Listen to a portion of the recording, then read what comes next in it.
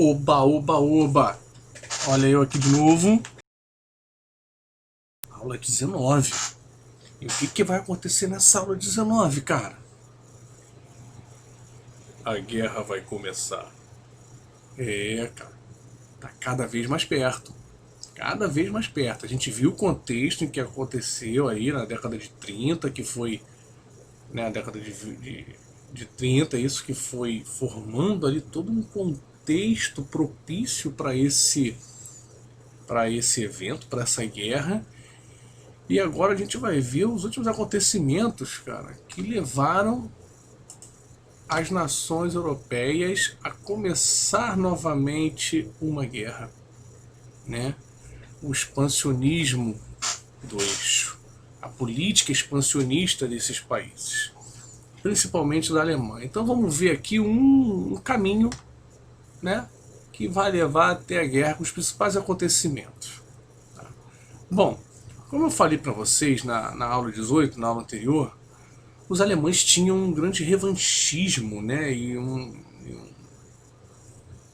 esse sentimento de humilhação por conta do Tratado de Versalhes, né, que terminou a Primeira Guerra e organizou ali os territórios, as punições, porque a Alemanha foi considerada culpada pela Primeira Guerra, então ela sofreu punições severas dos países que se reuniram nesse Tratado de Versalhes. E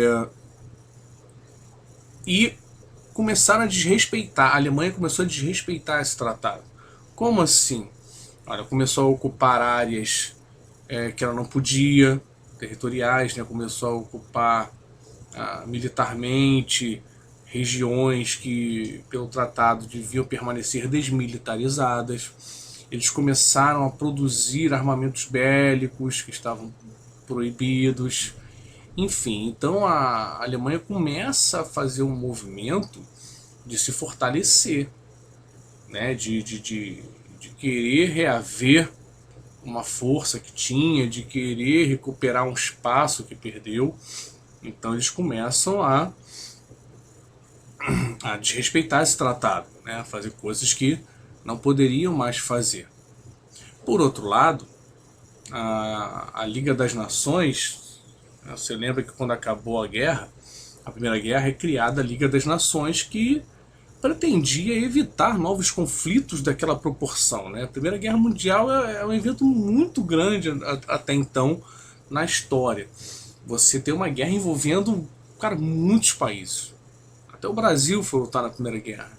Ou participou, pelo menos, né? Se declarou guerra lá oficialmente. Então você tem países de vários continentes lutando numa guerra ou dando apoio, né, estratégico, enfim. Você tem vários países envolvidos no conflito. Isso era uma coisa incomum até aquele momento.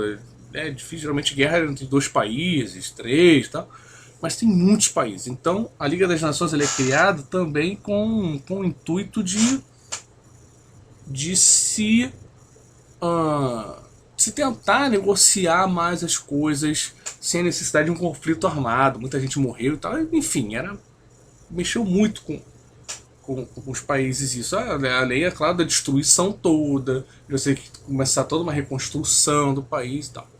Então, os países da Liga das Nações, principalmente Inglaterra e França, que eram os principais países, né, que formavam a Liga das Nações, apostam numa política de apaziguamento. O que significa isso? De tentar, gente, calma, Alemanha, pô, Alemanha, não faz isso, para com isso, vamos conversar aqui, ó, não faz mais isso não, vamos lá, a gente deixa passar essa, mas para por aí, né, vamos tentar botar uns panos quentes aqui, vamos tentar segurar a onda, galera, senão você já sabe que, pô, olha o que aconteceu, então vamos parar com isso, né? E essa era a política da Liga das Nações nesse momento, até porque nem Inglaterra, nem França e nenhum outro país tinha condições de entrar no conflito de novo, né? Um conflito consome muitos recursos. A guerra, né? A gente costuma dizer que quem vence a guerra é quem gasta mais, é quem tem mais dinheiro para investir, para gastar, e mais tempo, que consegue ficar mais tempo gastando, né, investindo e alimentando essa máquina de guerra. Então eles não estavam nessas condições, estavam se reconstruindo. Os países saíram de uma primeira guerra, como eu falei ali, e estavam se reconstruindo, né? Então há que se tomar esse cuidado na hora da análise. Tá? Então essa política de apaziguamento foi não tomando atitudes mais drásticas, o que foi também dando uma confiança, principalmente para a Alemanha, que estava nesse processo de expansionismo, a Itália também, né, indo para alguns países do norte da África, mas principalmente a Alemanha é mais marcante. Então eles vão se sentindo mais seguros. Você faz uma coisa que não é legal, que não pode, ninguém fala nada. Então, não pode, que isso, tal. Vou fazer mais, vou fazer mais, vou fazer mais. Até você se sentir seguro a tomar a atitude mais radical que tem. Tá? Enfim, e aí a gente tem a Guerra Civil Espanhola.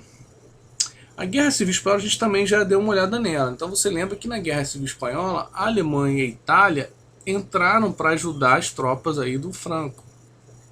E muitos consideram a Guerra Civil Espanhola um ensaio para a Segunda Guerra, ou seja, foi onde a Alemanha e Itália testaram seus armamentos bélicos, testaram sua força bélica, né, e tudo que eles tinham ali para usar na Segunda Guerra. Então, depois dessa campanha vitoriosa ali do Franco na Espanha e desse teste dos armamentos, Itália e Alemanha assinaram uma aliança, né? Foi conhecida como Eixo Roma-Berlim, né? Que os dois se ajudariam, não se atacariam e tinham ideias parecidas e então resolveram se tornar aliados. Tá? Logo depois o Japão vai assinar também uma espécie de aliança com a Alemanha de anticomunismo, de lutar contra o comunismo. A Alemanha ali de olho na União Soviética e o Japão de olho na China. O Japão também tinha seus objetivos expansionistas na Ásia. E a China é um grande país, tanto territorialmente, né, na época, como tinha todo um aporte comunista também. E ficou de olho ali, né, ou pelo menos dava algumas mostras disso. Mais para frente se tornaria comunista, na verdade, mas né, já tinha essa ai cara, como é que é a palavra? Você já tinha essa esqueci a palavra que usa, mas você já tinha esse vislumbre da China de repente também acabar aderindo ao comunismo e o Japão queria tentar aumentar sua influência ali na Ásia, nos territórios da Ásia e tal, contra os comunistas e tudo mais, né? Então, nisso eles se aproximavam dos alemães e acabaram assinando esse pacto aí para combater o comunismo. Depois os alemães então fazem a sua primeira incursão, que é Anschluss. Eu não sei se pronuncia assim, Anschluss, a anexação, né? Que é o significado das palavras. Eles vão anexar a Áustria. Hitler alegava que havia uma proximidade racial entre eles, que eram todos germânicos e que por isso, né, tinham que formar um grande país germânico, alemão e importante. E vão anexar os territórios da Áustria. E isso com a concordância da Áustria, né? É uma anexação, não é uma invasão. 90% mais ou menos da população austríaca concordou com essa anexação, com eles se anexarem o território alemão e passarem a fazer parte dessa grande Alemanha, desse grande país, né? Que vai ser a Alemanha, enfim, que mostra aí uma popularidade também grande do nazismo na época, né? Então, diante disso, os países vão se reunir aí na Conferência de Munique, né? Porque o Hitler vai lá, a Alemanha vai lá e anexa a Áustria, e depois o Hitler quer anexar os Sudetos, que é uma região industrializada ali da Tchecoslováquia. E aí começa a mexer muito o pessoal da Liga das Nações. Fala, cara, não dá mais, vamos reunir aqui, fazer uma conferência em Munique. Na própria Alemanha fala, ó, Hitler, chega. Pô, chega. Você vai fazer o seguinte, então, você vai pegar os Sudetos e acabou essa política expansionista. Fica com os Sudetos pra você e chega. Ok? Tá. O que Hitler faz? Desrespeita essa conferência, vai lá e invade tudo. Né? Invade toda a Tchecoslováquia, declara a independência da Eslováquia, enfim. E continua a sua política expansionista de olho na Polônia. Só que para invadir a Polônia, ele precisava se preocupar com uma possível nova frente de batalha que ele abriria com os soviéticos e que ele não estava disposto nem pronto nesse momento. Então o que acontece? Ocorre um pacto germano-soviético de não agressão. Hitler e Stalin, para a incredulidade da Europa, que achava que o caminho, que deixava, quer dizer, não se preocupava tanto assim porque achava que a Alemanha estava anexando e se expandindo, né, na direção da União Soviética por conta das diferenças ideológicas entre esses dois países e que talvez eles fossem sair no pau lá, fosse ter guerra entre os dois. O que pro resto da Europa, ok, a gente não gosta nem do nazismo e nem do comunismo, deixa os dois se matarem lá. Só que o que acontece é o seguinte, eles fazem um pacto para não se agredirem. E aí, meu camarada, aí a Europa põe a mão na cabeça e fala, epa, não dá mais para ficar nessa política de apaziguamento não. E vão falar, ó, acabou, hein. A gente agora tá do lado da Polônia, se invadir a Polônia é guerra. E o que acontece? Eles invadem a Polônia. Tanto a Alemanha vem do seu lado invadindo a Polônia, quanto a União Soviética também invade a Polônia é dividida ao meio.